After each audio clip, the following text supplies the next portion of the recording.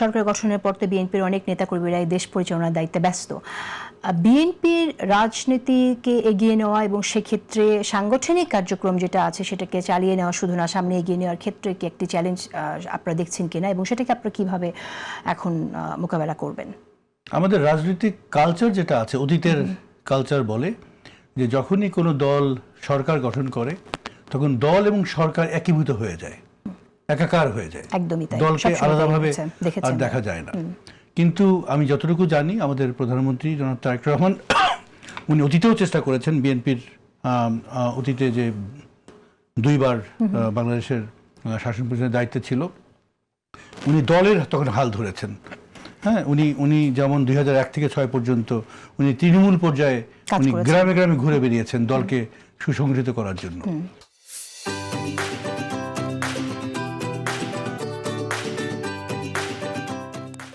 কারণ আমরা চাই দলীয় কাঠামোর মধ্যে আমাদের, কারণ নির্বাচনের আগে যখন আমরা ক্যাম্পেইন করেছি, আমরা দল হিসাবে ক্যাম্পেইন করেছি, আমরা যে পরিকল্পনাগুলো কথা বলেছি আমরা দল হিসাবে পরিকল্পনাগুলো কথা বলেছি।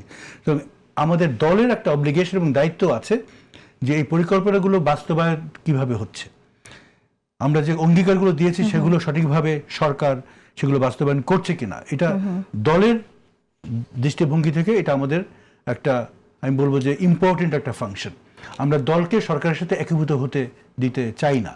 ওকে, আমার প্রশ্নটি সেই জায়গায় ছিল না, তবে আপনি খুবই গুরুত্বপূর্ণ একটি কথা বলেছেন, আমরা সেটা আশাবাদ রাখতে চাই এবং আপনার কথাটাকে আমরা বিশ্বাস করতে চাই যে ভবিষ্যতে আপনারা সেই চেষ্টায় রাখবেন যাতে সরকার এবং দল একীভূত হয়ে না যায়। কিন্তু আমি জানতে চাইছি BNP as a political party তার যে কাজটা আছে, সাংগঠনিক যে কাজ, নতুন নেতৃত্বকে সামনে আনার যে কাজ, সেই কাজগুলো আপনারা করবেন কিনা? কারণ আমরা এর আগে দেখেছি যে বিভিন্ন সময় একজনের কোনো বাবা না, মানে নেতা না থাকলে বা মামা চাচা না থাকলে তারা আসলে সামনে এগিয়ে আসে না। এর বাইরে গিয়ে আপনি যখন দেশ পরিচালনার ক্ষেত্রে মেরিটোক্রেসির কথা বলছেন, তাহলে দল পরিচালনার ক্ষেত্রে যারা আসলে নিষ্ঠার সাথে কাজ করেছে, যারা মেধাবী, তাদেরকে সামনে এগিয়ে নেওয়ার জন্য কি করবেন? বিশেষ করে আমি আপনার কাছে এই জন্যই জানতে চাই, আপনি তো বিএনপির গ্রাসরুট নেটওয়ার্কে যেহেতু আপনি লিড, আপনাদের কোনো পরিকল্পনা আছে কিনা? আমরা কেবলমাত্র তো নির্বাচন হলো, সরকার নতুন সরকার শপথ গ্রহণ করলেন, তো এখন আমরা সরকারটাকে সেটেল করলে পরেই আমার মনে হয় যে আমাদের যে পার্টির প্রধান মাননীয় প্রধানমন্ত্রী তারেক রহমান উনি দলকে সুসংগঠিত করার ব্যাপারেও আমাদেরকে গাইডলাইন উনি দিবেন।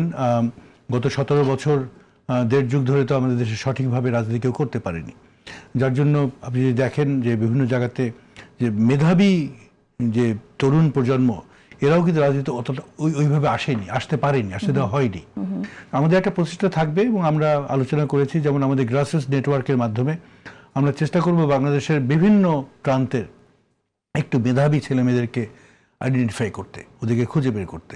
এবং আমাদের একটা পরিকল্পনা আছে যে আমরা একটা leadership training, leadership building program আমরা বিএনপির তরফ থেকে আমরা নিতে চাই, যাতে করে আমরা আজকে এই তরুণ প্রজন্মকে সঠিকভাবে তৈরি করতে পারি। বিএনপির যে আমাদের রাজনীতিটা কি, হ্যাঁ, আমরা দেশকে 20 বছর বা 30 বছর কোথায় নিয়ে যেতে চাই, এই জ্ঞানগুলো তাদেরকে দিতে চাই, যাতে করে আমরা নতুন প্রজন্মের নেতা সৃষ্টির পাশাপাশি আমাদের যে বিভিন্ন উন্নয়নমূলক যে আমরা পরিকল্পনা আমরা নিয়েছি, শিক্ষা, স্বাস্থ্য, কৃষি, যে ফ্যামিলি কার্ড, এনভায়রনমেন্টের উপরে, স্পোর্টসের উপরে, আমরা চাই যে আমাদের তরুণ প্রজন্ম, মেধাবী তরুণ প্রজন্ম ডাইরেক্ট পার্টনারশিপের ভিত্তিতে সরকারের সাথে কাজ করুক এবং দেশকে সামনের দিকে এগিয়ে নিয়ে যাক। ওকে, আপনি নিজে ছাত্রদল করেছেন এক সময়, সেই জায়গা থেকে আমি শুনতে চাই যে আমরা দেখছি যে এখন বিরোধী দল যারা, সেখানে জামাত ইসলামের কথা যদি বলি, জামাত ইসলামে যারা শিবির করেছে, এবং আমরা অনেকের কথা এমন জানি তাদেরকে কিভাবে দল থেকে সহযোগিতা করা হয়েছে বাইরে পড়ার ক্ষেত্রে বা দেশেও থাকা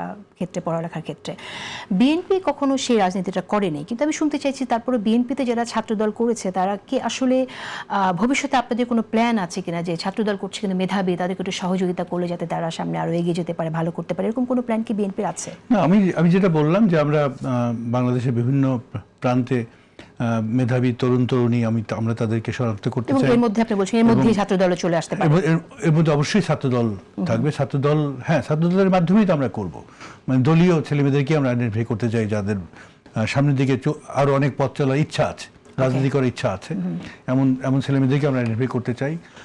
জামাত ইসলামের সাথে আমার মনে হয় যে কম্পারিজনটা একটু ডিফিকাল্ট, কারণ আমার কাছে ব্যক্তিগতভাবে মনে করি জামাত ইসলামে যদি আমি কাঠামোটা দেখি, কাজের ধরনটা দেখি, ইটস এ ভেরি রেজিমেন্টাল একটা Regimental ফোর্স, একটা মিলিশিয়া বাহিনীর মতো।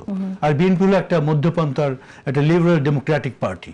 সো ওরা স্কলারশিপ দিতে পারে, ওরা ইসলামী ব্যাংকে যেমন 100% এমপ্লয়ি ছাত্র শিবিরের, আমরা তো একটা বিএনপি যদি ওন করে, একটা বিএনপি কোনো নেতা একটা ব্যাংক ওন করে, অবশ্যই সেখানে 100% এমপ্লয়ি জাতীয়বাদী ছাত্র দলের হবে না, ওখানে মেধার ভিত্তিতে নিয়োগ দেওয়া হবে, অন্য যে কোনো রাজনৈতিক মতবাদের ছেলে বা মেয়েরাও সেখানে কাজ করার সুযোগ পাবে। সুতরাং জামাত ইসলামের সাথে এই তুলনাটা দেওয়া খুব কঠিন, কিন্তু অবশ্যই আমরা জনাব তারেক রহমান ওনার এই ব্যাপারেও পরিকল্পনা আছে যে আমাদের বাংলাদেশের যে রাজনীতি, এটাকে রেটোরিক বেসড যে রাজনীতি, সেটা থেকে কিভাবে আমরা ট্রান্সফর্ম করে ম্যারিট বেসড এবং নলেজ বেসড রাজনীতিতে আমরা নিয়ে আসতে পারি, সেই নিয়ে আমরা অনেক কাজ করব। এবং তার জন্য আপনারা জানেন যে বিএনপি একটা রিসার্চ অর্গান আছে, বিএনআরসি, বাংলাদেশ ন্যাশনাল রিসার্চ সেন্টার।